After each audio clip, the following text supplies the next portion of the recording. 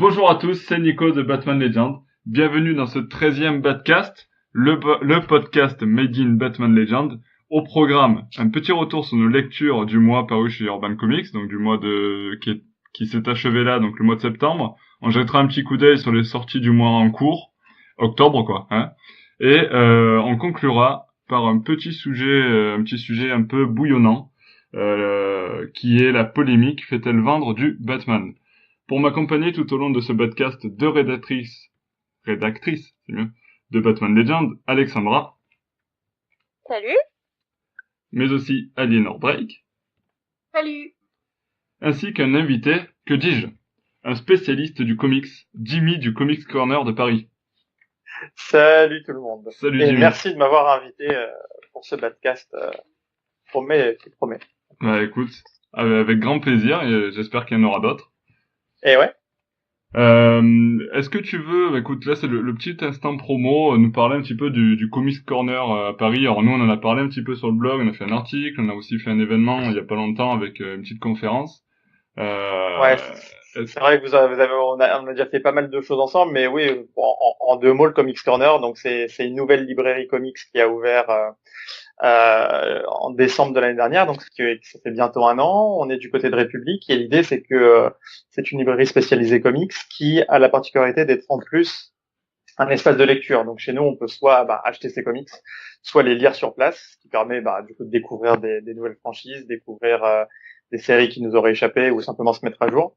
Et c'est aussi un lieu, un lieu de vie autour des comics, puisqu'on organise des événements avec ou sans Batman Legend, que ce soit des conférences, des ateliers, des séances de dédicaces, tout plein de choses qui ont déjà été faites et qui seront prévues pour les mois à venir. Donc voilà, n'hésitez pas à nous rejoindre sur la page Facebook, l'Instagram, le site internet, même simplement venir à la boutique pour en discuter. Et voilà. Je pense qu'on peut s'arrêter là et rentrer dans le vif du sujet. J'en ai déjà assez dit. Ok, merci en tout cas pour cette jolie présentation.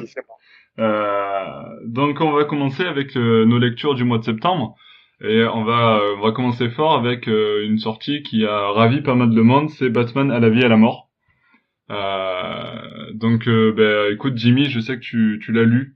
Vas-y, garde la parole et dis-nous un petit peu quel est ton avis sur ce récit. Écoute, j'ai fait plus que le lire, c'est-à-dire que dès que je l'ai reçu, je me suis jeté dessus parce que déjà pourquoi? Parce que ça tombait, j'imagine qu'ils ont fait exprès, mais que ça collait pile avec la date de parution du fameux tome de Batman où effectivement il épouse Catwoman. Et du coup, alors que cette histoire-là est assez différente puisque c'est une sorte de what if. Donc, et si Batman et Catwoman s'étaient mis ensemble à un autre moment dans le temps, et on voit du coup les deux personnages évoluer ensemble, vieillir ensemble et même mourir, puisqu'on imagine vraiment là, on se projette dans leur vie de couple. Là, il y a carrément toute la vie, une vie possible entre les deux, quoi. C'est ça. Et donc ça, moi j'ai trouvé ça extrêmement bien fait, très poétique, vraiment efficace, comme on peut en voir souvent dans ce format-là où les auteurs se permettent une fantaisie assez basique, puisque c'est juste et si ce couple qui se tourne autour depuis le début, était vraiment ensemble, et qui se permettent d'aller jusqu'au bout de leur histoire, parce qu'ils savent qu'il y aura pas de suite, en vrai. Ouais. Donc c'est ça qui était plaisant. Alors forcément au niveau du dessin, ça assure. Enfin, on se laisse porter sans que ce soit. On n'est pas non plus dans l'excès. On est sur des couleurs, sur beaucoup d'aplats de noir, plein de jeux d'ombre et de lumière, comme on en voit souvent dans du Batman, mais qui là ont vraiment un sens. Je sais pas si vous avez l'habitude de trop spoiler les histoires qui sont déjà sorties il y a un mois. On essaie de pas trop spoiler pour ceux qui justement ceux qui veulent le découvrir maintenant en nous entendant dans ce podcast, mais qui puissent le faire donc sans spoiler, l'évolution de la Bat Family est assez justement pareil très intéressante. Et moi surtout, ce qui m'a fait élever ce one shot au rang des albums Batman à avoir lu pour cette fin d'année, c'est personnellement la deuxième histoire. Ouais, avec le petit crossover avec les Looney Tunes, c'est ça?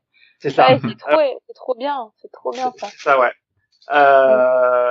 Voilà, juste pour en dire deux mots et après je pourrais passer la main à quelqu'un qui voudrait parler déjà de la première partie. C'est juste, moi je trouve très malin que rien sur l'album ne laisse penser qu'il va y avoir une autre histoire qui n'a rien à voir et qui soit aussi tordue derrière.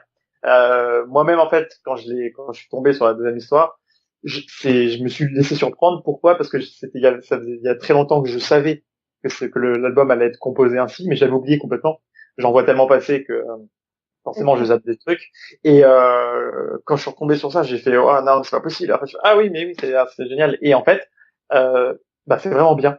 C'est bien ficelé, c'est une bonne histoire, histoire simple, courte, une intrigue basique qui fait très film noir années 50-60 avec du Looney Tunes. Et a priori, alors j'ai pas fait ma recherche, mais j'imagine que Looney Tunes ça date à peu près de cette époque-là. En tout cas, ça colle, le cadre s'y prête complètement. Et du coup, voilà, ça fait un album complètement atypique avec deux histoires alternatives, une avec des personnages qu'on connaît, une autre avec des rencontres de personnages complètement improbables. Donc voilà, moi je pense vraiment que ça a été mon coup de cœur du mois de septembre, et je pense qu'il va le rester pour encore un moment. En tout cas, ce sera sûrement mon coup de cœur global de fin d'année avec d'autres trucs qui vont bientôt sortir, je pense. Ouais. Voilà pour. On en parlera peut-être dans les sorties à venir. Ouais, carrément. Carrément. Et du coup, Alex, est-ce que toi tu as le même avis que Jimmy sur ce récit? Ah oui, oui, tout pareil. Pour moi, c'est un gros coup de cœur de ce mois-ci. C'est la meilleure chose que j'ai eue ce mois-ci. Mais ça fait longtemps aussi, personnellement, que j'étais aussi émue lors d'un comics. Alors pas simplement parce que c'est une histoire d'amour et que je suis une fille, mais parce que on ressent vraiment tout tout l'amour et toute la possible histoire qu'il pourrait avoir avec entre Batman et Catwoman. Et c'est assez émouvant parce que si on est fan de Batman depuis un petit moment, on sait très bien qu'il est solitaire. On a quelques fois des histoires d'amour, mais c'est passager, c'est pas très c'est pas sur le long terme, c'est fouillis, donc on y croit sans y croire, quoi. On n'y pense pas. Et là, c'est vraiment dépeint. En plus, les couleurs sont sublimes et les dessins aussi. Et pareil sur l'histoire des Looney Tunes, moi j'ai adoré, j'ai vraiment trop aimé. Et puis je trouve que c'est malin de l'avoir mis aussi, comme dit Jimmy, parce que c'est une histoire d'amour, mais une toute autre histoire d'amour en fait. C'est totalement différent, mais ça reste le même sujet. Du coup, on peut pas dire mais c'est débile, pourquoi vous avez mis les Looney Tunes là. Non, si tu le lis correctement, c'est aussi une histoire d'amour avec Elmer et Batman. Il se trouve qu'au final, ils tombent amoureux de la même femme.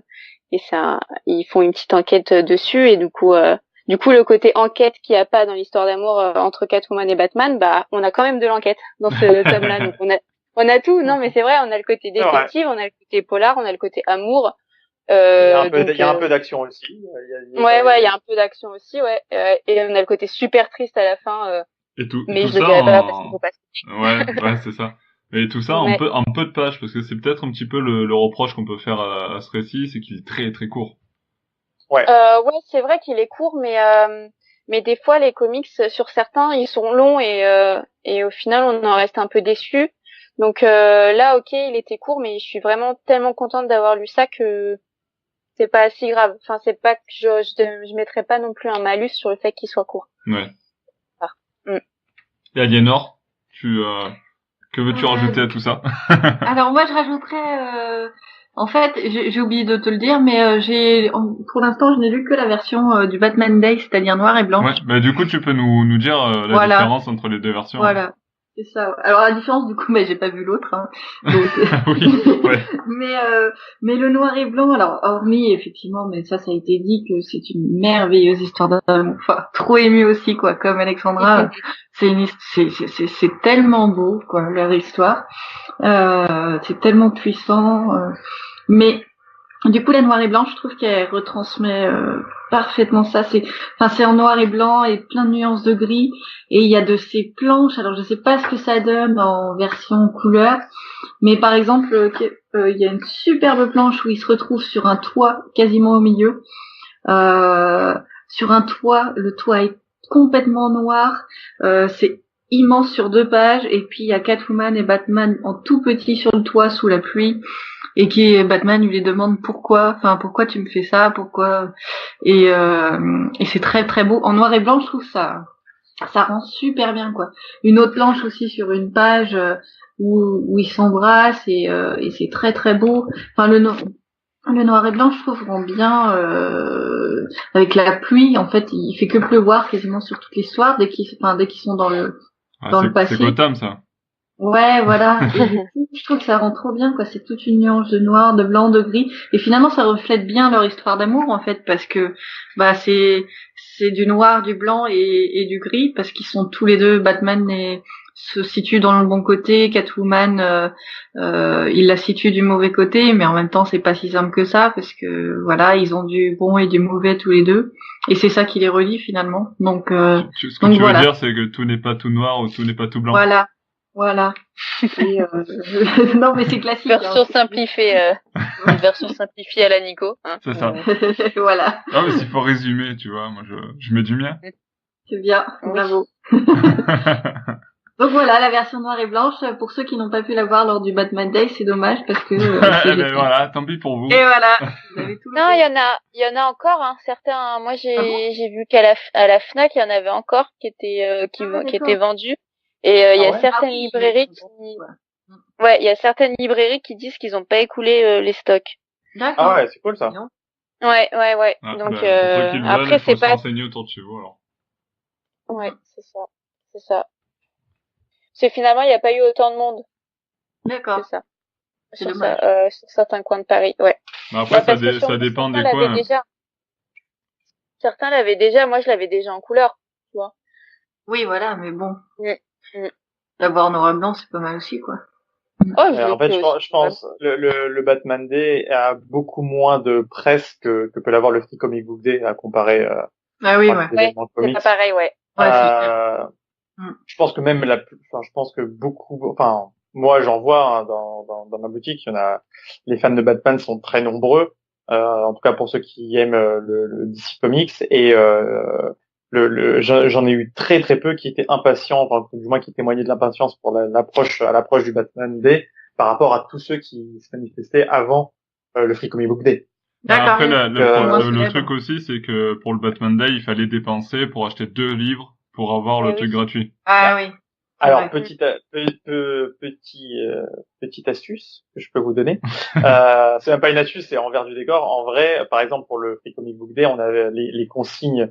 Je sais pas ce que vous connaissiez vous comme consigne pour le Free Comic Book Day, mais en fait c'est un petit peu les libraires font ce qu'ils veulent, c'est-à-dire que ils achètent leur stock et si une librairie a envie de la jouer cool en disant bah voilà pour l'achat d'un livre vous avez l'exemplaire offert, ils peuvent très bien faire ça. C'est recommandé. Et recommander, les éditeurs vous recommandent aux libraires de faire pour deux, trois, peu importe. Enfin, c'est eux qui définissent leurs recommandations et ensuite c'est le libraire qui fait à sa sauce. Par exemple, moi pour le Free Comic Book Day, alors Free Comic Book Day normalement c'est vous en offrez un sans obligation d'achat qui passe. Moi j'avais décidé de tous les offrir. Que je m'étais fait un petit stock et que je savais que n'ayant pas encore une bonne notoriété tout n'allait pas forcément être descendu. Bon, tout est parti finalement, mais moi j'en offrais au moins deux ou trois à chaque personne. Il y avait pas, voilà. Donc c'est en vrai, c'est vraiment la sauce de chaque libraire. Mais maintenant, si tous les libraires s'alignent sur, il fallait en acheter 2 pour l'avoir. Effectivement, c'est possible qu'il ait resté du stock aussi à cause de ça, grâce à ça. Voilà. Ok. Ouais, en tout cas, c'est comme ça que ça a été communiqué sur le je Batman sais, Day. Je me souviens. Tout à fait. Ok, du coup on va enchaîner parce qu'on a resté pas mal de temps sur ce récit. On va enchaîner avec un deuxième récit, toujours du Batman Rebirth, tome 5. Alex, je sais que tu l'as lu, est-ce que tu peux nous en toucher quelques mots? Oui, alors je l'ai lu au début du mois, donc je reprends mes notes. Vas-y. Avec un accent très particulier. Hein. Ouais, mais en fait j'ai des accents des fois, mais bref, ça c'est ma vie. Ce sera le thème d'un prochain podcast. Non, mais en fait, je prends les accents des autres et il y en a un dans l'équipe qui a un fort accent. Et je pense que je suis en train de le payer. Ouais. Il se manifeste pas. Là, j'ai rien dit, moi. Oh là. Alors, Batman Rebirth, franchement, donc c'est le tome 5. Et moi, je dirais que c'est le meilleur de la série. C'est celui qui m'a plus plu dans tous les sens du terme. Déjà, on retrouve l'énorme travail que je trouve de Tom King et de Joel Jones. qui est vraiment excellent en termes de design, de scénario, de couleurs. C'est très vivifiant, c'est très prenant. Ce que j'ai particulièrement aimé et retenu, c'est qu'on découvre un peu la vie personnelle de Batman et Superman. Et donc on retrouve un peu une équipe à 4, donc Batman avec Catwoman et Superman avec Lois Lane. Et c'est très marrant parce que on rentre dans la sensibilité de chacun. Batman qui est assez stressé de faire rencontrer Catwoman à Superman. Superman lui qui dit qu'il s'en fout parce que non je veux pas les rencontrer, mais finalement il est stressé aussi. Enfin c'est une vie, c'est un peu les feux de l'amour. c'est marrant. C'était très intéressant à voir. Ils se rencontrent à un moment donné à une fête foraine où ils vont décider de tous se promener pour faire la connaissance. Et à ce moment-là, Catwoman se devient amie avec Lois Lane. Elles ont vraiment des atomes crochus. C'est très intéressant parce qu'on découvre une sensibilité à Catwoman qui est très solitaire, elle aussi, qui est très farouche. Lois Lane, on la voit un peu autrement aussi. Alors moi, je connais pas trop ce personnage, je lis pas Superman, mais c'est intéressant aussi de voir ce personnage-là. Et puis Batman et Superman qui sont très très drôles, qui sont et je sais pas, j'aimerais pas trop décrire parce que en le lisant c'est vraiment très surprenant, mais ils jouent ensemble constamment, hein. C'est comme si c'est un peu les amis qui se détestent, mais finalement ils ont juste envie de se faire des gros câlins, quoi. C'est un peu ça. Câlins, ils sont C'est tout le temps ouais, ça, voilà. la relation. Ouais, là c'est vraiment mis en avant. C'est vrai, c'est très bien réalisé. Ouais. C'est chouette, ça. J'adore. C'est très, ouais, c'est vraiment passionnant. Même l'histoire du début où il y a une course poursuite. Enfin, je l'ai un peu oublié. Je me suis vraiment L'histoire du focalisée début, c'est vraiment axé sur du coup la rencontre entre Catwoman et l'ex de Batman, de Bruce Wayne, Oui, donc c'est ça. Talia al Ghul.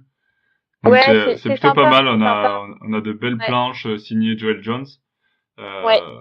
donc c'est vraiment magnifique. Et puis la relation comment dire, pas la relation, mais la dynamique qui se met en place entre Talia al Ghul et Catwoman est pas mal. On a de jolies scènes avec des combats au sabre, etc. C'est plus visuellement que ça m'a marqué, tu vois. Ouais, C'était vraiment visuellement, joli. ouais. C'était bien aussi, mais du coup, le côté fête foraine avec Batman, Superman, Lois Lane et Catwoman, ça va vraiment plus. Mais c'était Vraiment tellement, plus. c'est super fun en fait. Ouais, ouais. Et on a hâte de voir la suite. Ouais. Ça a bien faire monter le niveau, même si je trouve que ce Batman Rebirth c'est très très bien. Pour le coup, je pense que là, ça a donné vraiment une hauteur à la série. Oui, carrément.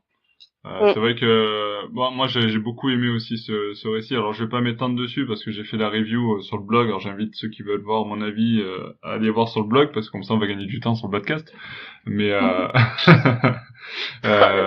mais non, vraiment c'est un super récit. Alors c'est un ton léger contrairement à ce qu'on a l'habitude de voir avec du Batman, mais c'est super bien réalisé, les dessins sont super et vraiment c'est très très plaisant à voir quoi. Surtout contrairement au run de Tom King jusqu'ici, quoi. Batman Rebirth, c'était pas... Enfin, il y avait des moments légers et amusants, oui, jusqu'ici mais c'est pas sinon, léger, c'était plutôt mais là très là grave et pompeux, quoi. ouais, et là il a vraiment pris une autre direction dans cet arc-là et c'est chouette. et c'est super bien fait, ouais, vraiment. On va passer à notre récit, toujours chez Rebirth, avec Harley Quinn, le tome 3. Alex, écoute, il y a que toi qui l'as lu, est-ce que tu peux nous en dire deux petits mots rapides? Ouais, deux petits mots rapides. C'est un peu pareil que je disais les autres fois en termes d'histoire principale. Ça a pas beaucoup évolué par rapport aux épisodes précédents et surtout par rapport à Batman, à New 52. C'est ça qui me dérange en fait, c'est qu'on n'évolue pas, que le personnage ne grandit pas au fur et à mesure des histoires. Ça reste très basique. Le côté positif de ce tome 3, c'est qu'il y a une autre histoire à la fin qui reprend le design de Bruce Timm. Ouais. Que ça soit dans tout l'univers. C'est ça, Harley Quinn en Arlequin, le Joker, du Batman, les couleurs pétillantes. Ça m'a fait extrêmement plaisir de relire ça, de revoir ça. Ça m'a fait un bien fou et quand j'ai eu cette histoire, donc je spoilerai pas, mais très très très marrante, très très inspirante, très Bruce Timm et Paul Dini. Hein, finalement, on retrouve cette patte-là, que ce soit visuel ou au scénario. Je me dis que c'est peut-être pas très malin en fait de faire toute une autre histoire avec Harley, parce que dans l'histoire New 52 et Rebirth, Harley est toute seule, elle fait plusieurs boulots à la fois, il lui arrive des choses complètement loufoques, etc. Je me dis que ça serait bien de la recentrer dans les choses basiques, c'est-à-dire refaire une relation avec Poison Ivy, pourquoi pas réintroduire le Joker, pourquoi pas réintroduire Batman. Tu vois, ils ont voulu à tout prix lui créer un univers, lui créer un monde, une ville, etc. Ok, c'est bien, mais du coup l'impact est pas c'est si totalement pas différent, si fou que carrément. ça. Ouais, mais du coup c'est pas si encore ça serait intéressant comme par exemple la série Nightwing. Il est complètement dans un autre univers, dans une autre ville. Il y a pas Batman, il y a pas, voilà, on est sur autre chose, mais ça apporte quelque chose d'intéressant. Ça donne envie. C'est une série qui est bien. C'est moins bien Harley Quinn. Ça reste sympa, mais T'es déçu. c'est sympa, mais quand tu lis plusieurs comics, t'as moins envie que ça soit sympa, t'as envie que ça soit super. Tu vois, t'as envie d'être prise comme, non, mais t'as envie d'être prise, t'en achètes tellement, donc, t'aimerais que ça soit top, quoi. Ah, mais parce que tu te ruines, hein, déjà. Je suis assez d'accord avec toi, Alex, parce que vraiment, moi, de tous les runs Rebirth, je trouve que Harley Quinn et notamment Suicide Squad, ça fait partie des plus faibles en Rebirth. Bien sûr. Et en fait, ça continue de me conforter dans l'idée que Harley Quinn toute seule, ça marche moins bien. Dès qu'elle est avec d'autres persos, dès qu'elle est pas forcément en personnage secondaire, mais quand elle est l'élément un peu foufou dans une situation qui est grave, intense, ça fonctionne bien. Quand ça ne tourne qu'autour d'elle, en fait, ça devient presque cartoonesque et tout ce qui pourrait être en jeu dramatique ou quoi va vite être dégonflé très rapidement. Donc ça perd. Mais j'ai l'impression qu'ils arrivent pas à créer une histoire sérieuse autour d'Harley. Parce que là, tu vois, elle est solo dans les histoires et c'est de l'humour tout le temps. C'est ce que d'ailleurs la review du tome 3 sera prête cette semaine. C'est ce que je voulais dire, c'est qu'à chaque dialogue, il y a de l'humour. C'est fatigant. Et pour parler de la concurrence, c'est le même problème qu'ils ont depuis un moment sur Deadpool. En gros, pour faire simple, Deadpool, c'est bien quand il est avec d'autres persos, genre les X-Men ou autres, mais quand il est tout seul, c'est la même chose. Les runs tout seul, à part quelques rares fulgurances, c'est gag sur gag. On sait qu'il va s'en sortir systématiquement, il fait des blagues, etc. Alors en plus, il y a la surcouche de je parle au lecteur, mais heureusement qu'ils ont ajouté cette caractéristique à Harley Quinn, mais on retrouve les mêmes symptômes. Donc je suis d'accord avec toi. Harley Quinn Rebirth, on le suit parce que ça fait partie ça fait partie de l'arc narratif Rebirth global, mais bon, c'est pas le plus plaisant, quoi. Donc s'il faut résumer, parce que moi je suis très bon dans le résumé, du coup quand un personnage est en noir et blanc, il marche très bien en équipe, mais il marche pas tout seul, c'est ça? Voilà. What? Non, j'ai compris, je crois. Okay. Ouais, Deadpool, il est en noir et blanc. Noir et rouge, pardon. Rouge et noir. Ah ouais, d'accord. Là, j'ai compris. On parlait de noir et blanc tout à l'heure, bref. Du coup, on va enchaîner. Alors, tu parlais tout à l'heure, Alex, de la série Nightwing, et justement, je vais passer la main à Aliénor. Est-ce que tu peux, Aliénor, nous présenter un petit peu ce tome 4 de Nightwing Rebirth qui est sorti ce mois-ci, enfin le mois dernier? Oui. Donc ce tome, moi, je l'ai adoré. J'en disais pas tant des autres tomes, mis à part le premier, mais là, franchement, j'ai trop kiffé. Donc Nightwing, en fait, il a affaire à Blockbuster. Et à plein de vilains en fait. On sait pas trop qui est son ennemi tellement il a affaire à plein de vilains. Et en fait c'est génial parce que c'est très centré et là de façon plus sérieuse sur sa vie personnelle. Donc c'est vrai que Batman souffre quelquefois de pas avoir assez de vie personnelle approfondie, tandis que je trouve que Nightwing c'est un peu ce qui fait son charme. Par contre, c'est ce qui fait que certains n'aiment pas trop aussi, mais c'est que on est beaucoup centré, et ce tome-là particulièrement sur sa vie personnelle, sur sa vie amoureuse, sur ses doutes, ses choix. Et donc voilà, donc ça c'est très intéressant. Entre autres, bon, il est en rupture avec Sean, donc voilà, c'est un peu difficile pour lui en ce moment. Il a envie de revenir à la vie de Nightwing, tandis que Sean, elle préfère qu'il reste Dick Grayson. Donc voilà, ça joue toujours sur cette identité. Suivre Nightwing ou suivre Dick Grayson, il sait pas trop. Il y a le scénario est génial, le dessin est un peu mieux, même si par contre je suis toujours c'est le seul point négatif pour moi, c'est le dessin de tout cet arc. Le dessin et surtout la couleur, c'est qui en au fait. dessin, du coup? Je me rappelle plus. C'est qui? Je ne me souviens plus. Ils sont plusieurs de mémoire. Ouais, Ah, ils dessin, sont beaucoup. C'est Javier Fernand. Ouais, ils sont plusieurs. Ouais, ils sont plusieurs, ouais. Mais c'est la Brett couleur surtout, en fait, que j'aime pas.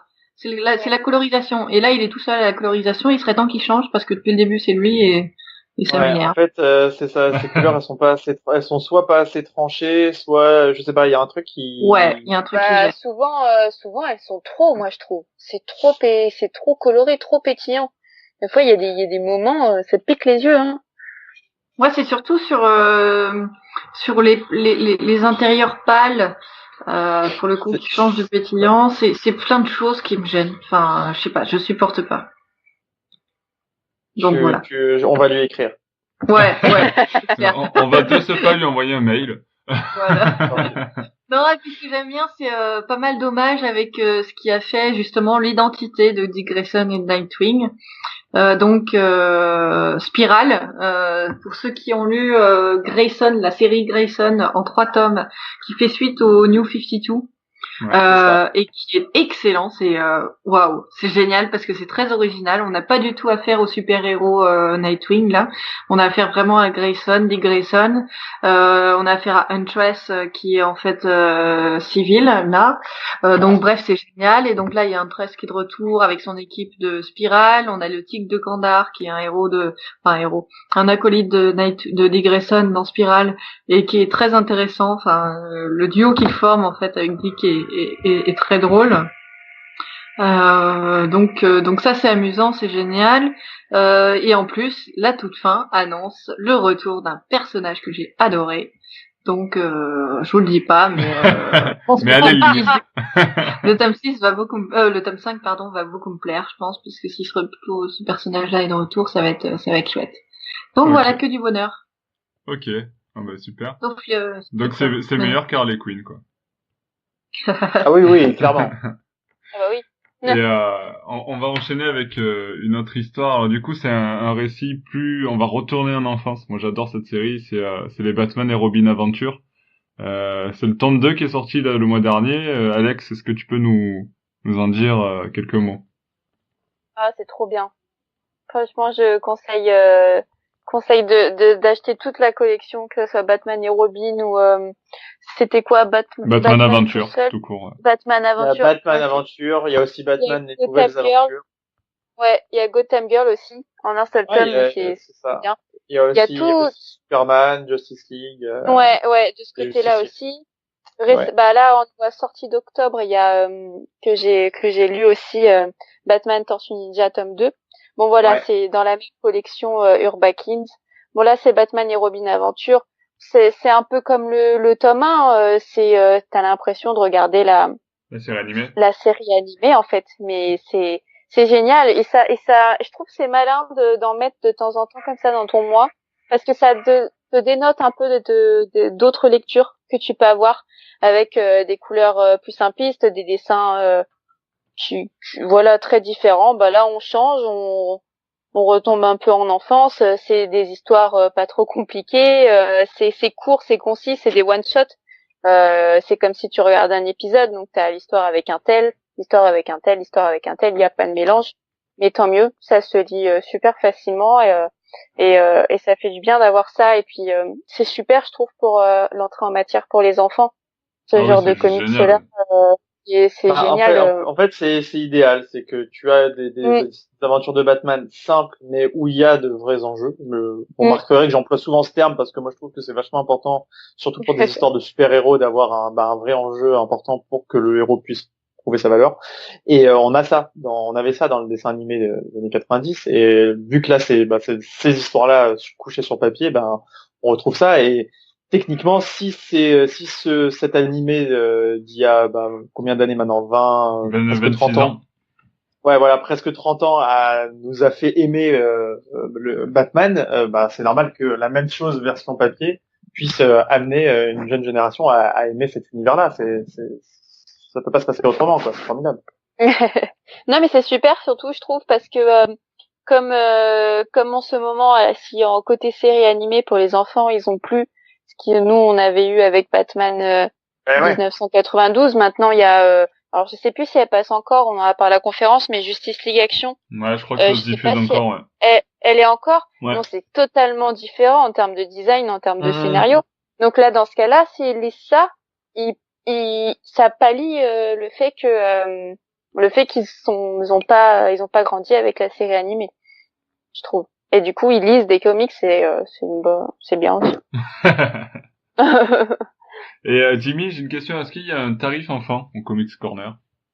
C'est-à-dire, est-ce que je te fais un prix si tu veux acheter un enfant? Non. Tu veux acheter un enfant. Si j'amène mon enfant.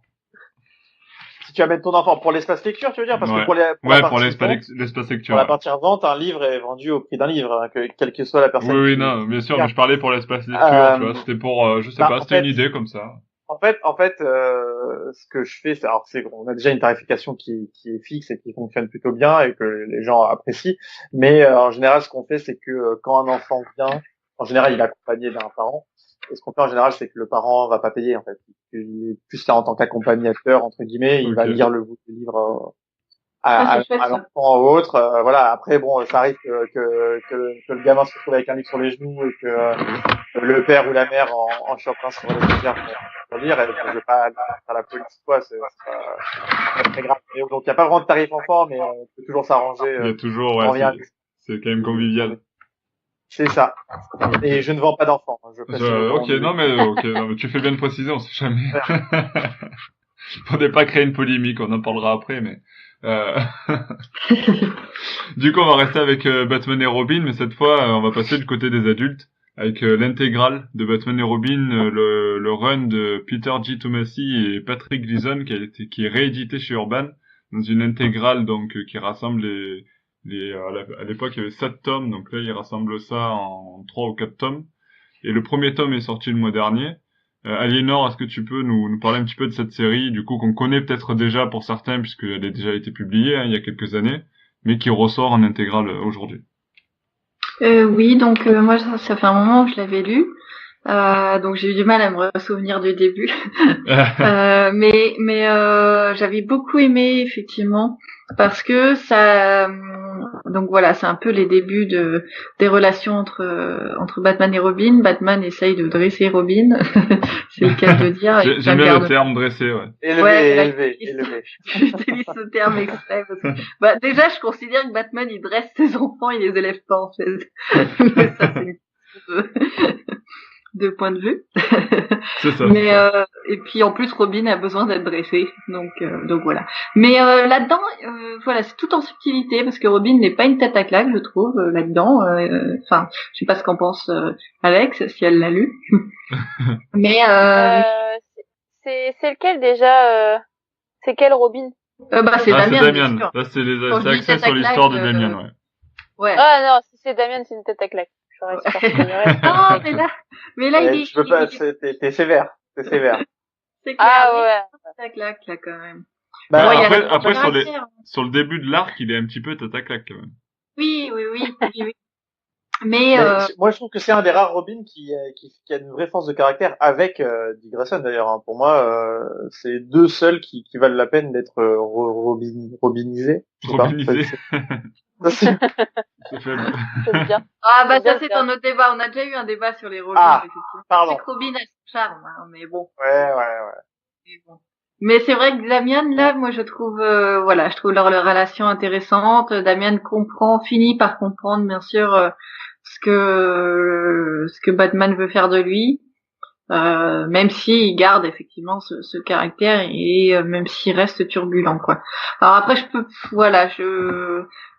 ah oui, il y a l'histoire aussi dedans, je crois, dans cette intégrale, tu m'as confirmé, Nicolas, qu'il y avait l'histoire Batman, la guerre des Robins, je crois. Ouais, c'est ça, ouais. Effectivement Robin cherche voilà, il cherche à trouver sa valeur parce que c'est un peu son défaut, c'est qu'il a un gros manque de confiance en lui par rapport aux autres Robins, quoi.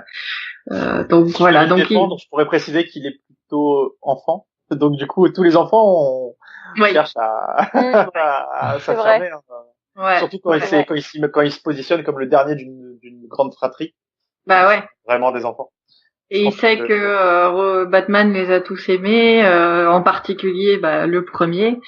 Et donc voilà quoi. Donc il cherche. Mais paradoxalement d'ailleurs, Damian a toujours beaucoup aimé Dick Grayson, mais par contre c'est vrai qu'il s'entend pas du tout avec les autres. Ah oui, il est considéré surtout Tim Drake. Ouais. Surtout Tim Drake, hein, il le déteste particulièrement. Hein. Oui, parce qu'il a une relation particulière avec Dick. Ouais, qui est très belle, hein. Une belle relation avec son sympa, grand frère. Ouais. D'accord. Ah, qu'on voit d'ailleurs dans Nightwing Rebirth, ça. Oui, exactement. Et qu'on voit aussi dans Batman Rebirth tome 5. Ouais, ça c'était super. Ouais. Ah oui. Ça, c'était très sympa. Moi, je les trouve très touchants tous les deux, et donc du coup, pour une personne comme moi qui est pas totalement fan du personnage de Damian, ça a tendance à me sympathiser et à me rendre et à l'apaiser, parce qu'au final, tu te rends compte qu'il a besoin d'une figure, comme il la retrouve pas tout le temps envers Batman, parce que son père n'est pas toujours là. Il la récupère avec Nightwing comme le grand frère, donc c'est assez touchant, je suis d'accord. Exactement. Tu vois, Alex, tu vas finir par lire l'intégrale de Batman et Robin. Ouais.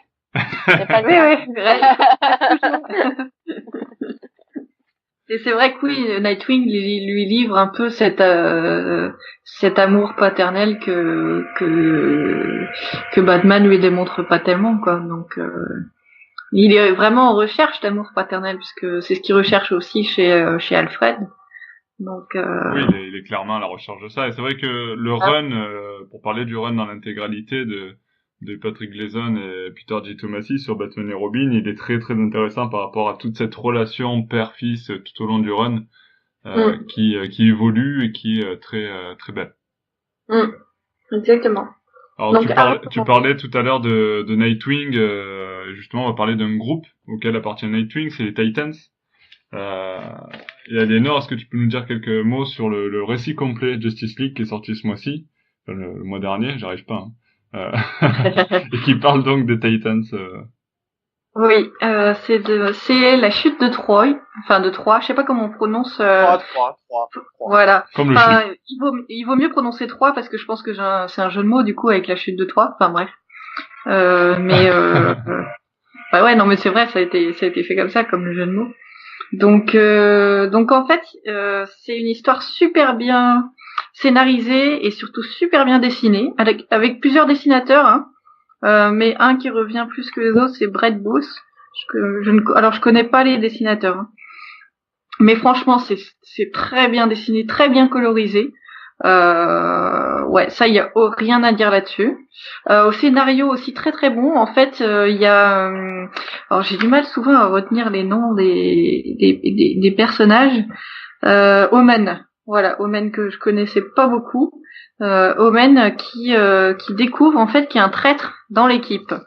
Donc entre Nightwing, Flash, l'acolyte d'Aquaman, la Aqualad, que je connais moins bien aussi, et puis Arsenal aussi.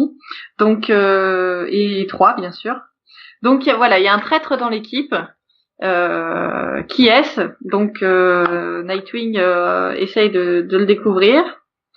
Ce que je regrette, c'est que quand on découvre le traître, finalement, le traître dit ah mais oui, mais en fait c'est parce que ça, j'ai fait ça parce que nana, et tout le monde le croit, et en deux cases 3 mouvements, c'est bon quoi, tout est pardonné. Ah, c'est un peu trop facile quoi. Voilà, c'est un peu trop facile. Tu voulais du châtiment sur le place publique. Ouais. Alors que pourtant, si tu le lis, quand tu découvriras qui c'est, tu vas te dire quoi? Tu voulais du châtiment sur ce personnage? Mais oui, parce que voilà, je voulais pas de châtiment. Je sais bien, c'est les Titans quand même, hein, c'est pas. Mais voilà, un peu plus de doute quoi. Mais non, voilà, c'est bon. Ah oui, tu le traite, mais en fait, c'était pas de ta faute. Ouais, bref. Et puis, mais ça se termine par là, pas par ça. Il y a ensuite vraiment une histoire super bien faite avec trois. Donc comment dire, l'acolyte de, je sais pas comment trouver un autre mot, mais mince, l'acolyte de Wonder Woman, quoi, l'élève de Wonder Woman, et qui est en fait toute cette histoire, c'est un peu une allégorie du doute de soi-même. Elle recherche son rôle là-dedans, son rôle dans son futur, dans son équipe, dans ses relations avec les autres. Donc voilà, en fait, c'est une belle histoire. Les Titans, enfin ce numéro-là, c'est vraiment une histoire sur l'amitié, quoi, et sur la confiance qu'on peut accorder à soi et aux autres. Donc voilà, avec pas mal d'actions super bien dessinées. Franchement, j'ai adoré les dessins surtout. Moi. Donc je le recommande. Hein, c'est pas cher, c'est super bien, ça se lit agréablement, c'est sympathique. Il y a une bonne morale, voilà, c'est très bien. Ok. Et du coup, Mis c'est à juste part. une petite question rapidement. C'est un arc qui est intégré à Rebirth ou pas du tout? Oui, par Oui, contre, oui, ok. c'est intégré à Rebirth. Ouais, déjà c'est la suite du récit complet qui portait du deuxième, je crois, récit complet. Ouais, Enfin, des ok. autres récits complets de Titan. Ok. Il y en a eu deux autres, donc c'est la suite des deux autres. Et c'est la suite en même temps, il y a des trucs qui se sont passés dans Suicide Squad. Alors moi je ne lis pas les Suicide Squad Rebirth, mais bon on s'en fout, on comprend. Et puis comme Urban Comics, On s'en fout, non voilà, mais après. voilà, comme Urban Comics fait bien les choses, ils expliquent en fait. Oui, oui, oui, Donc toujours. donc voilà, donc on s'en fout, c'est pas grave. Ok. Alors c'est bien d'avoir lu les autres récits complets Titan quand même, parce qu'on comprend mieux, notamment 3, on comprend mieux ses doutes. Mais bon, c'est pas grave, ça se lit indépendamment quand même. Hein. Ok, d'accord. Mais voilà, ça s'intègre dans le Rebirth. Super. Ben on enchaîne. Je pense que voilà, on a fait un bon tour qui a pris pas mal de temps sur les lectures du mois, et on va vite, très très rapidement pour vite enchaîner sur le débat. Qu'est-ce que vous attendez pour le mois en cours, là, le mois d'octobre? La Du coup, parole est à Alors, vous. je vais en permettre, honneur à je, notre je vais invité, te- Jimmy, vas-y. Est-ce que Eh ben, tu... écoute, moi, il y a deux trucs, tout simplement. Il y a, Ah, mais le normalement, t'avais premier. droit qu'à un seul truc. Ah, tu veux un seul truc? Eh ben non, je vais quand même en donner deux. Et je vais donner le premier, ce sera du Batman et c'est évidemment White Knight, Ouais, forcément. qui est attendu par énormément de monde. Moi, le premier, je peux te dire que je l'attends, mais de ouf. Ouais, Ouais. non, mais ça fait déjà qu'il avait été teasé, justement au Free Comic Book Day, justement avec Ouais. le première page, voilà. Donc ouais, j'attends vraiment cet arc. Et j'attends de voir aussi à quoi ressemblera la version noir et blanche, puisqu'il sort aussi une version black and white. Ouais. Donc voilà, c'est le gros truc que j'attends. Et en vrai, c'était le seul truc que j'attends, en tout cas dans l'univers, enfin comment dire, dans l'univers DC Comics, c'est ça. Mais après, j'ai d'autres attentes chez Urban, mais en tout cas chez DC, c'est ça. C'est vraiment White Knight. Ok. C'est White Knight, ouais, clairement, sans hésiter. Sans hésitation Voilà pour possible. moi. Ouais. Ok, Alex, il y a un truc qui te... C'est pareil. Pareil. J'attends que ça. J'ai noté sur mon agenda. C'est prêt. Ah ouais, c'est prêt. pareil. Toi aussi. Non mais je veux Tout le dire, monde j'ai noté attend sur White Knight, l'agenda en fait. aussi. C'est ça que vous voulez dire. Non, je veux dire, j'ai noté sur l'agenda aussi. C'est marrant. C'est le seul que je note sur l'agenda. C'est le seul livre que vous avez noté. Ok. Ouais.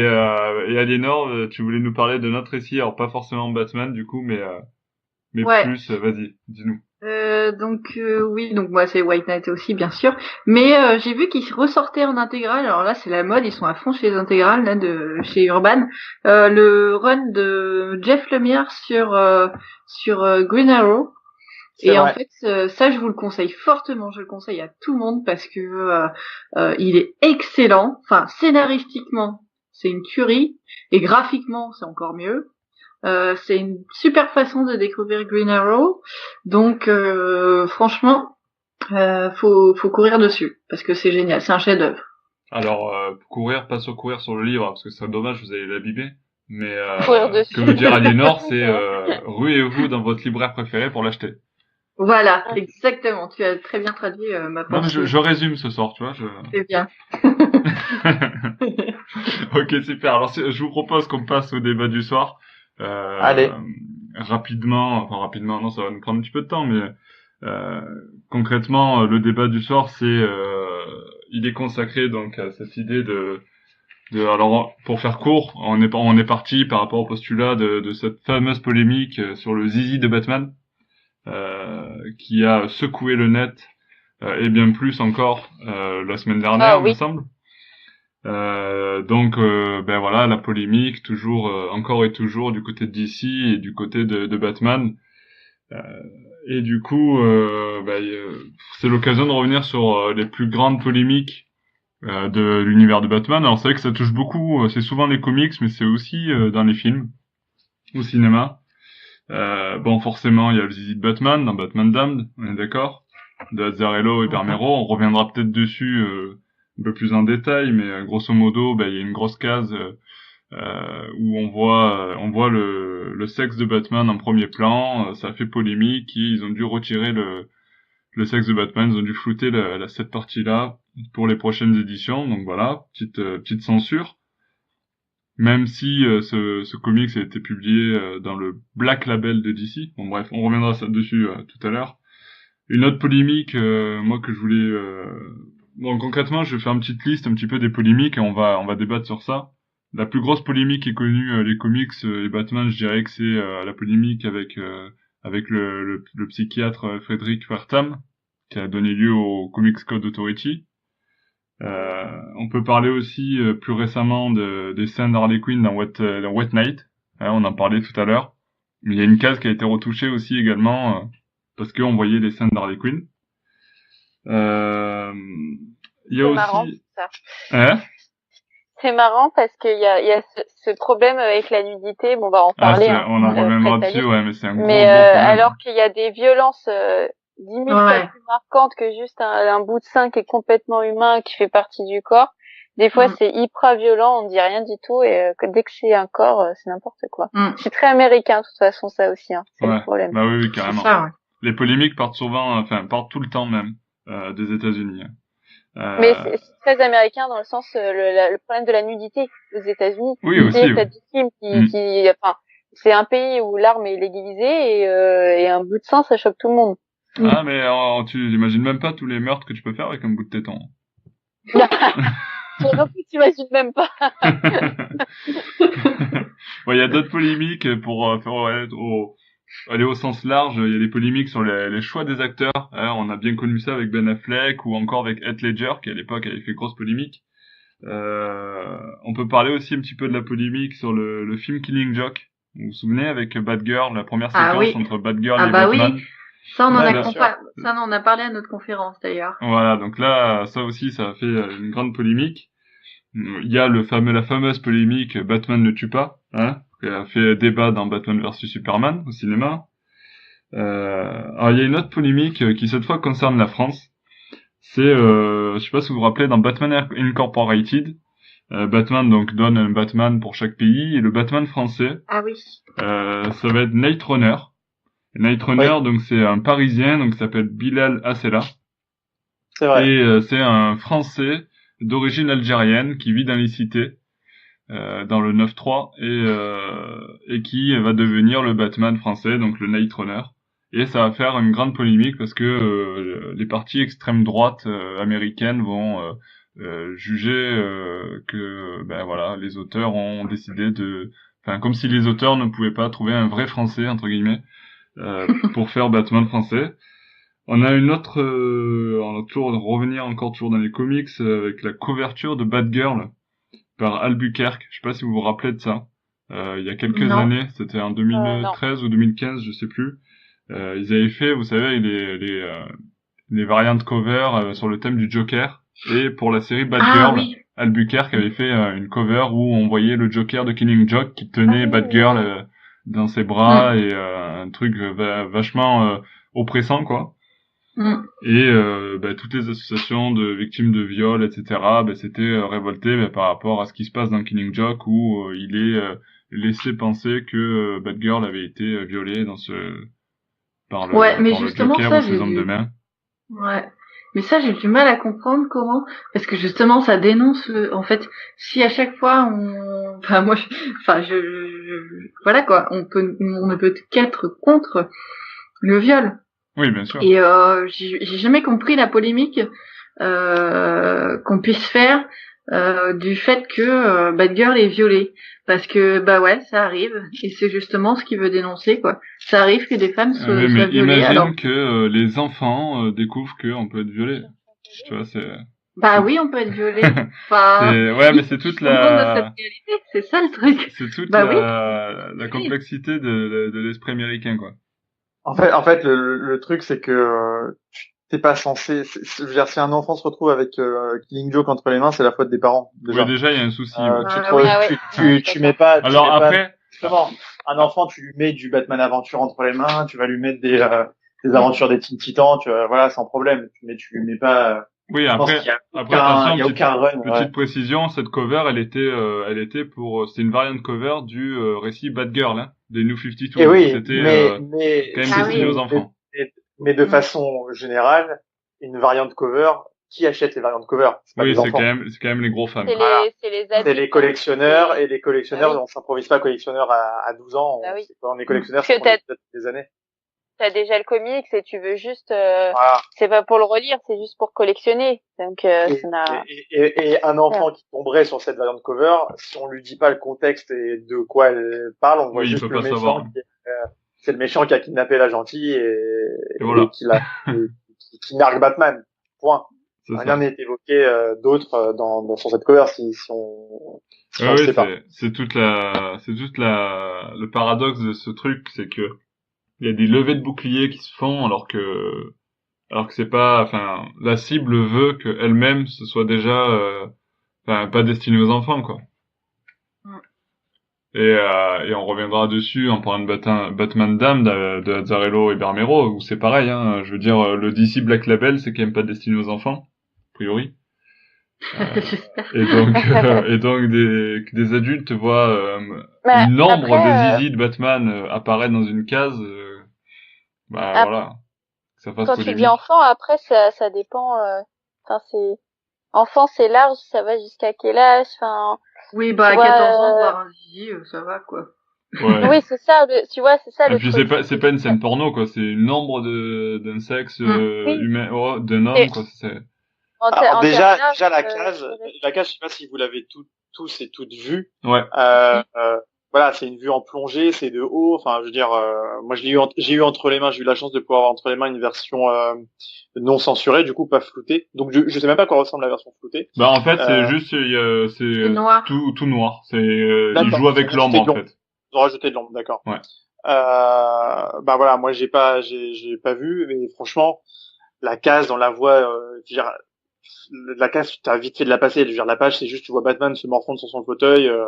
Déjà, franchement, je pense que la plupart des personnes, si ils savent pas qu'il y a une polémique, ils vont même pas faire gaffe. Ensuite, Bermejo, qui est pour moi un des meilleurs dessinateurs du moment, enfin, ce qu'il fait, c'est juste incroyable.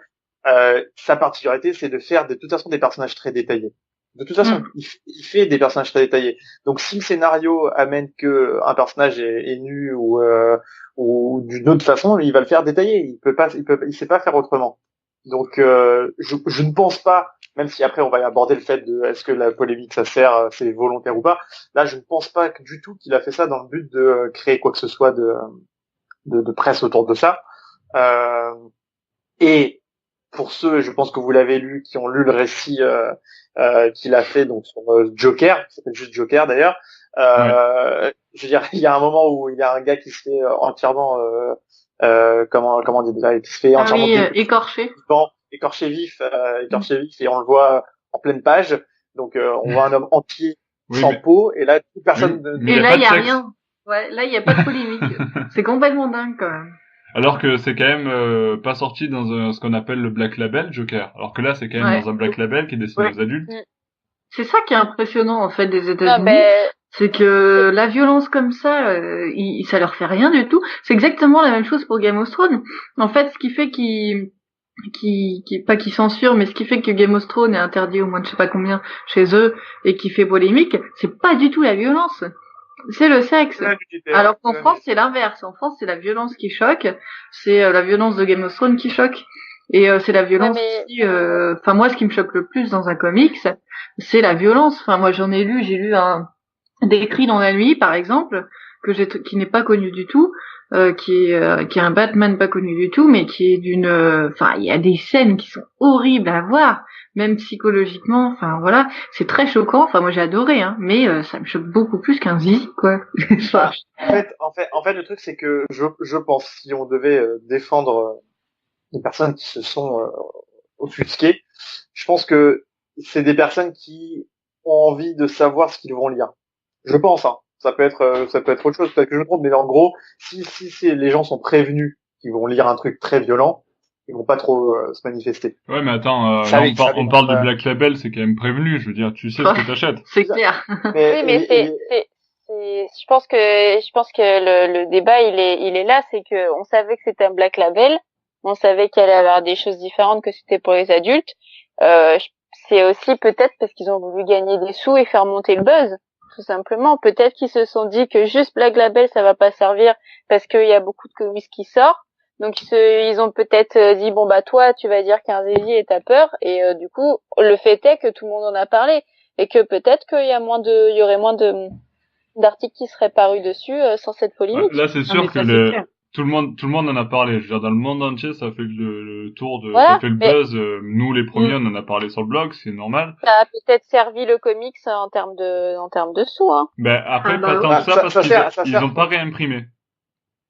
En fait, depuis la censure, DC Comics n'a pas réimprimé d'autres exemplaires, donc ils ont écoulé leur stock, mais ils ont pas réimprimé. Oui, mais si, ils ont réimprimé des censurés, non? Ben, oui, alors il y a oui, ils ont réimprimé, mais après, à partir d'un moment, je sais plus à quel moment, mais en fait, il y a eu ou alors il y a eu qu'une réimpression, je sais pas. Mais en tout cas, ce qui est sûr, c'est que toute la demande n'a pas été servie parce que tout le monde a voulu en racheter, forcément, et ils ont arrêté la production et ils ont repoussé le deuxième numéro. D'accord. Ouais. Ah ouais. Alors après, c'est un peu la théorie du complot, parce qu'après tu rentres dans le délire complotiste américain, mais il y a beaucoup de gens qui disaient que justement, en gros, chez les têtes pensantes de DC Comics, ils l'ont vu, le sexe de Batman dans les planches et tout, ils étaient sûrs que ça allait créer la polémique parce qu'ils connaissent le système américain, mais ils ont fait exprès de le laisser et de le faire sortir. Alors peut-être que c'est pas du coup, comme tu disais, c'est pas des auteurs qui ont eu cette idée-là, mais peut-être que chez DC, les têtes pensantes ont pensé justement au buzz que ça pouvait créer. Je pense pas. Alors, moi voilà, je fais un peu l'avocat du diable, je pousse un petit peu le bouchon parce que c'est le but du débat, mais je sais que c'est une idée qui traverse un petit peu la tête de pas mal de gens. Après, je pense vraiment pas qu'ils avaient ça parce que avec ou sans cette polémique, ça allait marcher. Enfin, tu vois, c'est. Ouais, mais mais la différence, c'est que pendant une semaine, tout le monde a parlé de ça, quoi. Ouais, mais je pense pas que ça vienne franchement, je pense que ça a été repris. En même temps que ça vienne d'eux ou pas, enfin, ils l'ont vu et ils le savaient. Ils savaient que ça allait créer un petit peu la polémique quand même, mais ils pensaient pas qu'ils auraient à le censurer, je pense. C'est ça, en fait. Ils se disaient que, je pense qu'ils ont peut-être pensé comme nous au départ, c'est-à-dire que c'est du Black Label et que c'est destiné aux adultes et je vois pas le problème, quoi. Ouais, je pense. Mais dans ce cas-là, pourquoi ils assument pas jusqu'au bout, tu vois? Parce que c'est les Américains en même temps, et dès que quelqu'un crie à la censure, tout le monde se rabaisse. Enfin, c'est ce qui s'est passé dans les années 50, c'est ce qui se passe tout le temps, hein. Donc Et ça va être ma deuxième question, c'est-à-dire que du coup la nudité, comme on le disait, c'est un vrai problème dans les comics et notamment chez les Américains, même si c'est du Black Label. Mais est-ce que tout dépend. Mais vas-y, excuse-moi, je t'ai coupé dans ton Non, mais du coup, ma deuxième question, c'est surtout, les polémiques, doivent-elles justement entraîner la censure, comme ça a été le cas ici avec Batman Damned. Alors, ça a été le cas aussi, et on parlait de nudité, c'était le cas sur les New 52, sur le run de Catwoman. Au début, c'était Guillaume March, qui était à l'écriture du run, et en fait, il a écrit un numéro où Catwoman se déshabillait totalement, était totalement à poil. Et du coup, ça a créé la polémique et donc il a dû réécrire ses scènes et redessiner les scènes parce que c'est la nudité, hein, toujours. On en revient à ce statut-là que dès qu'il y a de la nudité, ça passe pas, quoi. Alors, est-ce que ces polémiques-là doivent-elles forcément entraîner la censure pour les comics? En fait, je pense, moi, mon avis, c'est que le problème, il est plus en profondeur. En fait, c'est que si je compare à un autre art dessiné, la peinture, la peinture est tellement considérée par tout le monde, enfin, je veux dire, personne ne considère la peinture comme autre chose qu'un noble art.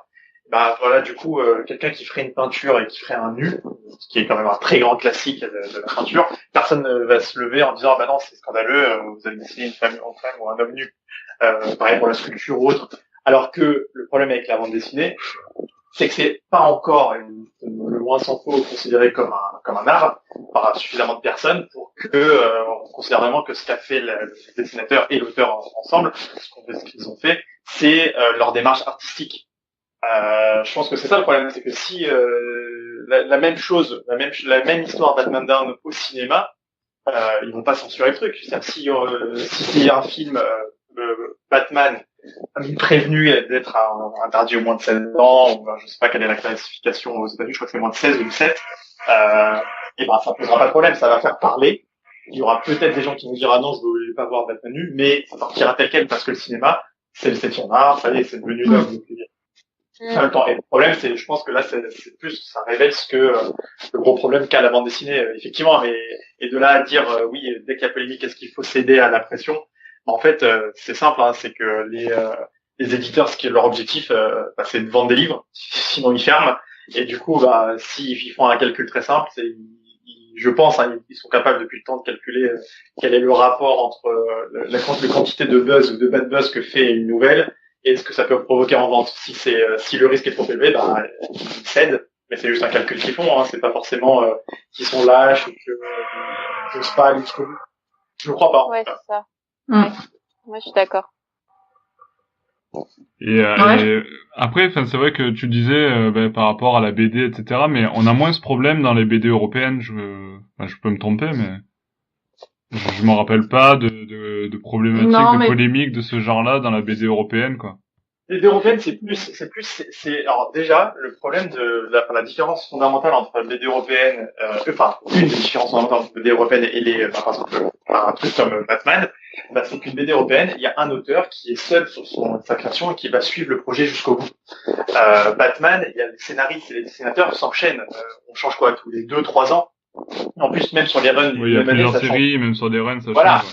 Donc on peut, je veux dire, si demain, pas si demain, mais plutôt si à l'époque Bob Kane, quand il faisait ses premiers Batman, au bout de l'épisode 4, il montrait des personnages féminins dévêtus et autres, ce serait dans les mœurs, ce serait considéré comme oui, la vision originelle de Batman, c'est comme ça parce que Bob Kane, son créateur, l'a dessiné ainsi. Sauf que comme il y a des auteurs qui se réapproprient le perso de façon complètement légitime, hein, parce qu'ils connaissent les codes, ils se les réapproprient, mais ils jouent avec. Là, ça pose problème, ça peut gêner certains qui vont dire, oui, mais ils se prend pour qui celui-là, il y a 4 ans, il était inconnu, et là, il nous prend Batman, et voilà, et demain, il y aurait quelqu'un qui ferait que Batman, en fait, dit n'importe quoi, devient vegan ou se convertit à l'islam, et on peut être sûr que ça fera encore plus polémique, que la photo, le dessin, Batman à poil, hein. Ça, c'est évident. C'est évident. Et je pense qu'en France, on a un rapport à la BD et à l'auteur de BD et au dessinateur de BD beaucoup plus artistique, justement, et beaucoup plus sacralisé. C'est-à-dire, en France, on a un rapport au livre, même si la BD n'est pas considérée comme un livre, mais a tendance de plus en plus à l'être. C'est-à-dire que c'est sacro-saint, quoi. C'est-à-dire, si l'auteur et le dessinateur ont décidé de faire ça, et la censure littéraire et artistique à une telle je sais pas comment on dit, un dédain de la part du peuple français et au pouvoir européen, c'est très très mal vu la censure, quoi. Donc ce serait bien pire de censurer un auteur. Si un auteur dit j'ai été censuré pour tel livre, telle scène, mais alors là, l'éditeur, il en prend plein sa gueule, quoi. Alors que c'est très différent, c'est une mentalité complètement différente de par rapport aux États-Unis. C'est peut-être aussi ce qu'on retrouve du coup aussi aux États-Unis, mais du coup chez moins chez les grandes firmes, c'est-à-dire dans les éditeurs indés, quoi. Tu vois ce que je veux dire? Parce que chez les indés, ils ont pas ce problème-là. Alors, c'est ce qui moi me fait dire que la censure chez DC notamment peut entraîner une certaine fuite des talents, entre guillemets. C'est-à-dire que on a des auteurs comme Azzarello ou Bermero aujourd'hui avec Batman Damned qui se font tailler dans tous les sens, qui ont été censurés, etc., qui ont eu la polémique. C'était un peu compliqué à gérer. Mais eux, il faut se mettre aussi à leur place. Ça fait, je sais pas combien d'années qu'ils avaient ce projet en tête. Ils arrivent finalement à le mettre en place chez DC. Leur Batman qu'ils avaient en tête, c'est un projet qu'ils avaient de longue haleine, hein, il me semble, ça fait plusieurs années qu'ils voulaient le faire. Et ils se retrouvent à faire ce projet, et quand ça arrive, ils se prennent cette grosse polémique dans la tronche, on leur dit, hop, on censure, on bloque tout, ça doit être un peu compliqué à gérer, j'imagine, pour eux, tu vois.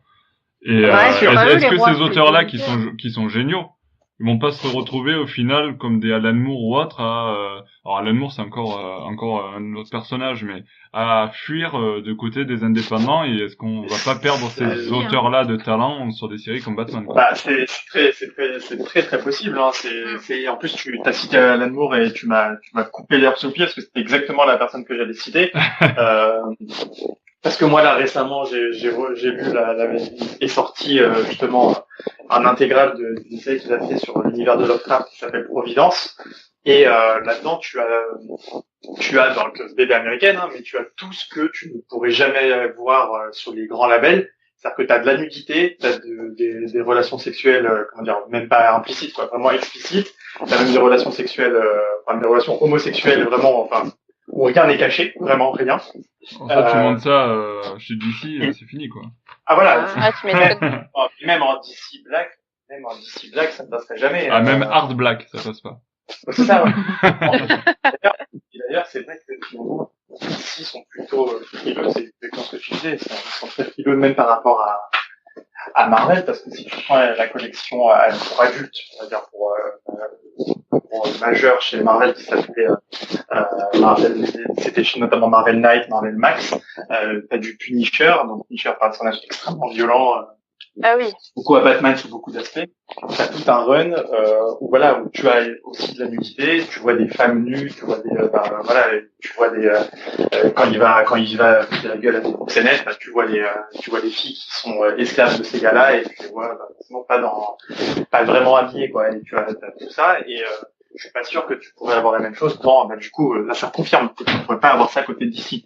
Donc effectivement peut-être que DC sont un peu plus frileux, plus regardant de leur image que peuvent être les autres maisons d'édition, même les gros. Effectivement.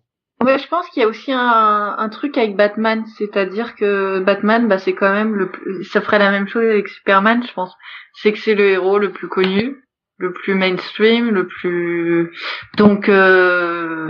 donc voilà, quoi. Est-ce qu'il y a pas un beaucoup de problème ventes avec... et de beaucoup de sous en jeu, et Oui, et puis en même temps un symbole, c'est comme, voilà, ouais, quoi. Un symbole, et en même temps il est je pense que si c'est la grosse carte à jouer de d'ici, c'est-à-dire que sans Batman, je pense qu'il y a une perte financière énorme, même si je dis pas que les comics ou Superman en soi est pas bon, ou non, mais pas t'as assez, raison, mais c'est t'as raison, c'est vraiment le gros des sous. Et donc du coup, si du coup il ne plaît plus à tout le monde, excuse-moi, je t'ai coupé par par quelqu'un. Non. Du coup, s'il ne plaît plus à tout le monde, si il n'est plus aussi populaire, parce que il est populaire, même si nous on est fans et qu'on connaît tout de lui, il y a des gens qui se promènent avec des t-shirts, ou il y a des gens qui lisent des comics Batman parce que c'est tendance, vraiment. Mais sans le faire exprès, hein, ils suivent une tendance parce que ça marche, parce qu'on le voit beaucoup on le voit partout, et ils vont perdre des sous, donc ils veulent pas prendre de risques.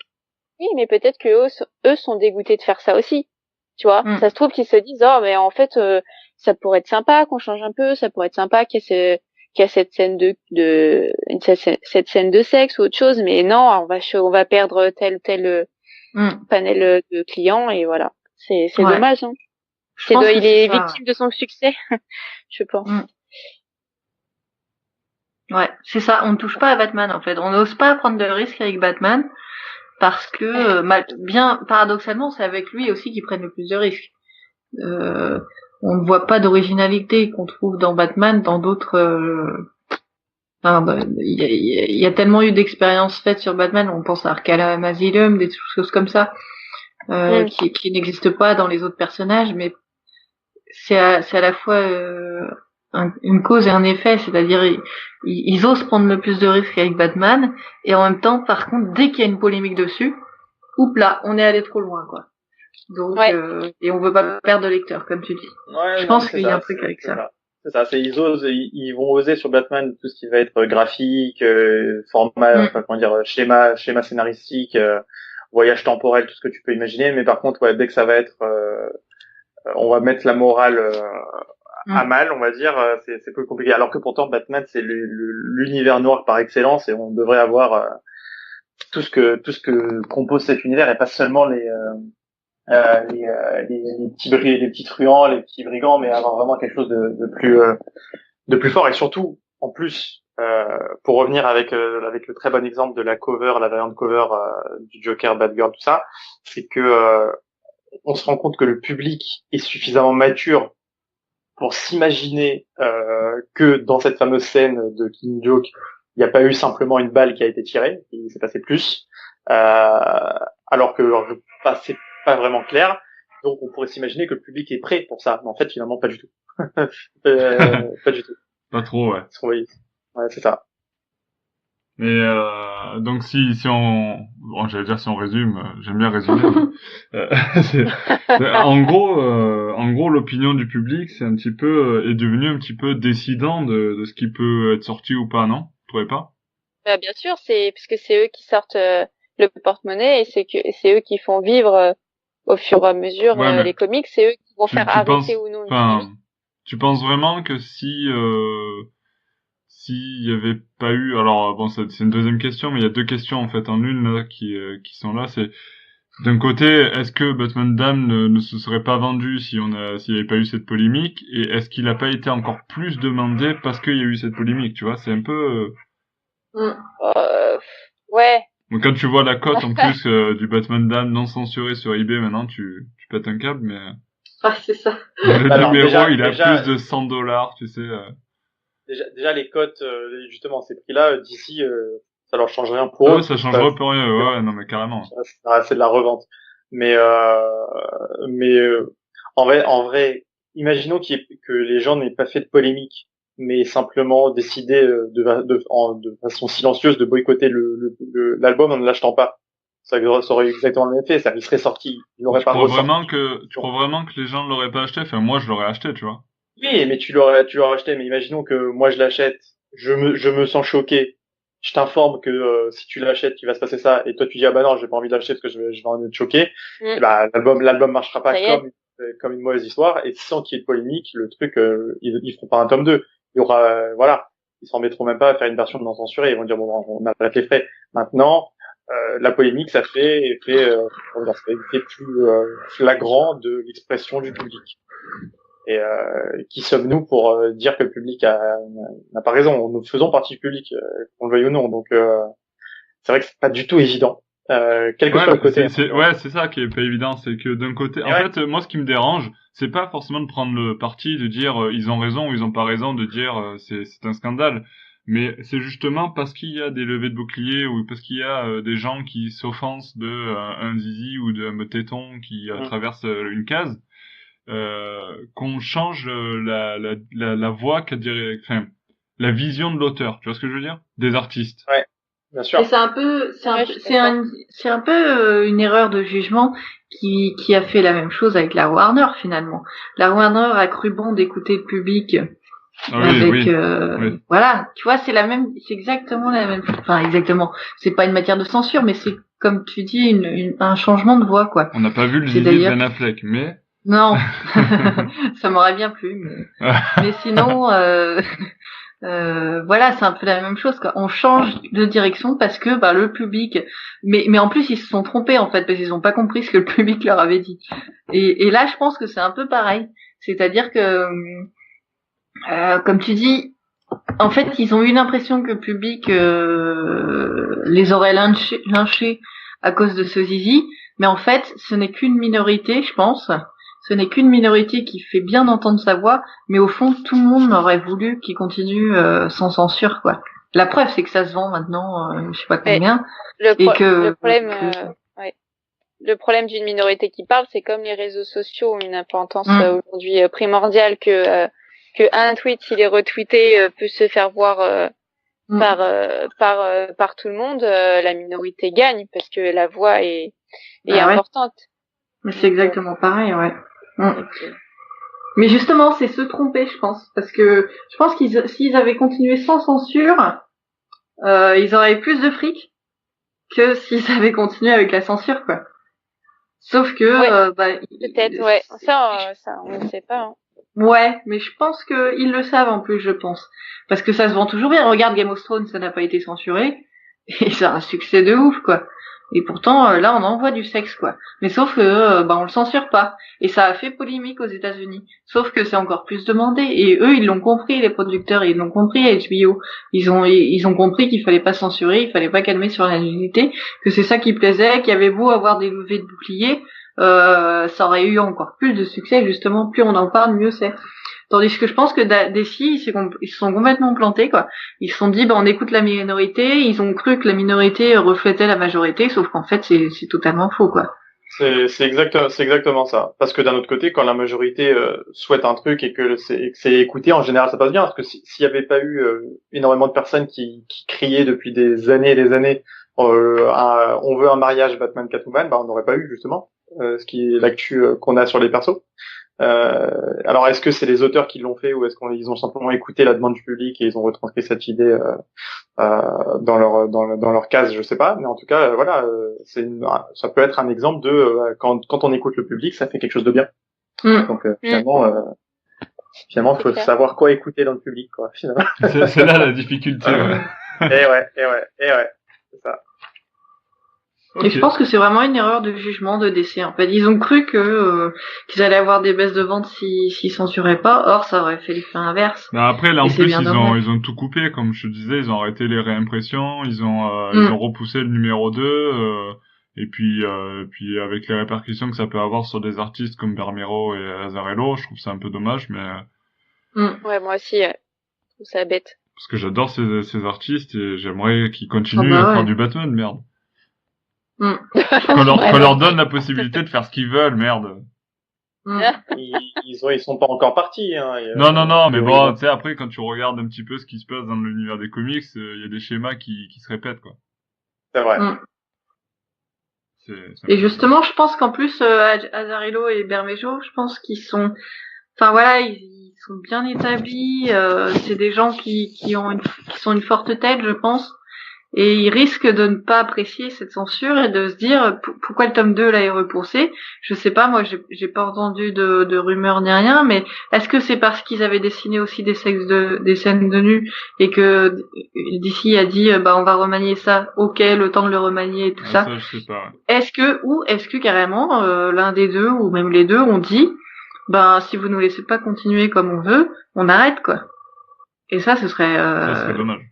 Ce serait dommage parce que ce serait à la fois bien parce que dans le sens où c'est vrai qu'ils font pas leur travail comme ils le veulent, mais en même temps, moi je l'attendais tellement depuis longtemps ce truc. Bermero, je l'admire, moi tout ce qu'il fait, je le lis, c'est complètement, c'est pas. Du coup, je serais trop déçue, quoi. Ce serait vraiment dommage, quoi. C'est triste.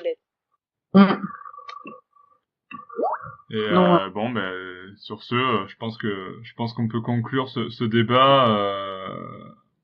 Juste une dernière question, et c'est la question du débat. Si on doit conclure après toutes ces discussions, Jimmy, tu penses quoi, toi? La polémique, elle fait vendre du Batman ou pas?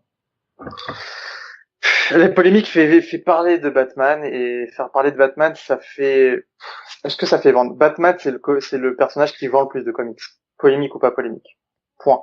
C'est-à-dire que Batman, de tous les personnages de comics, c'est-à-dire que le plus populaire, celui qui vend le plus chez Marvel, c'est Spider-Man. Et quand tu vois en vente, quand tu regardes les chiffres, on achète plus de Batman que Spider-Man globalement. Donc Batman, ça vendra toujours. Polémique ou pas polémique. Après, la polémique, ça jouera, effectivement, c'est exactement sur ce que tu as dit, ça jouera sur le destin et le sort des artistes qui passent par le personnage. Parce que en fait c'est là que ça se joue, donc c'est pas dramatique pour les ventes de Batman dans un sens ou dans l'autre. Par contre ça peut avoir un vrai impact sur la ligne éditoriale, en fait, simplement. Et ce qui peut être dommageable du coup pour les vrais fans ou du moins les fans qui sont les plus fidèles au personnage, quoi. Voilà mon point de vue. Non, mais super construit, pour le coup. C'est un bon résumé un petit peu de tout ce qu'on a dit. Est-ce que tu veux rajouter quelque chose, Aliénor, sur Non, cette c'est bon. polémique qui peut faire vendre du Batman ou pas? Non, moi je veux du zizi. Et puis Toi, voilà. tu veux du zizi et du boobs. Voilà. Alex, qu'est-ce que tu veux, toi, Alex? Alors moi les boobs ça va, mais un zizi pourquoi pas. Ok. C'est bientôt Noël, hein, vous pouvez faire votre liste. Non, ouais. On va faire la liste. Ouais. Et Alexandra, on a des trucs très constructifs, nous, contrairement à Jimmy, quand même. Hein. Je m'incline. On fait beaucoup moins intellectuel, là, quand même. C'est clair. Il le savait déjà. Ouais. Bon, super. Bah, sur ce, j'ai envie de dire qu'on va conclure ce podcast. Encore une fois, Jimmy, merci pour ta présence. Merci à toi, merci à vous, merci à l'équipe de Batman Legends. C'était un plaisir. Merci Aliénor, merci Alexandra d'avoir été là ce soir. De nada. Et puis surtout un grand merci à tous qui nous écoutaient. On se donne rendez-vous le mois prochain pour un nouveau podcast. En attendant, on se retrouve sur batmanlegend.com pour de nouvelles aventures de Batman. À très bientôt. Ciao ciao. Bye bye. Salut.